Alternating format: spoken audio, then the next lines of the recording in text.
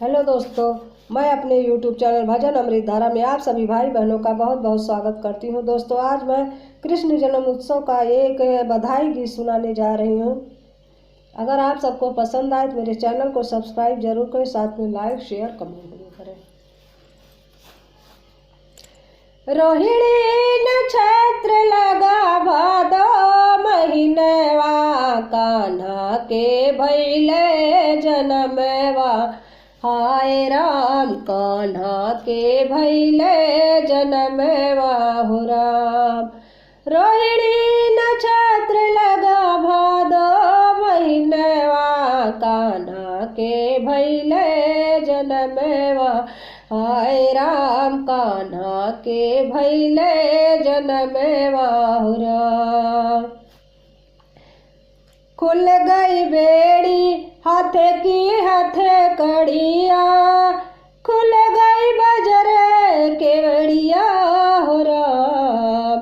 खुल गई बेड़ी हाथ की हाथ कड़िया, खुल गई बजर केवड़िया हो राम।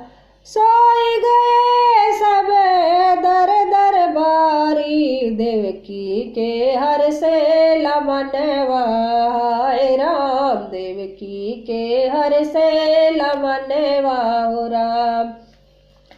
रोहिणी नक्षत्र लगा भादो महीनवा, कान्हा के भैले जनमवा। हाय राम, कान्हा के भैले जनमवा हो राम। कान में कुंडल सिर मुकुट विराजे, हाथ मुरलिया है साजे हो राम। कान में कुंडल सिर मुकुट विराजे, हाथ मुरलिया है साजे हो राम। मुनि जन सब मिले आरती उतारे, देव बरसावे सुमनवा।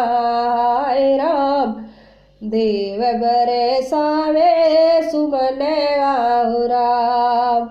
रोहिणी नक्षत्र लगा भादो महीनवा, कान्हा के भैले जनमवा।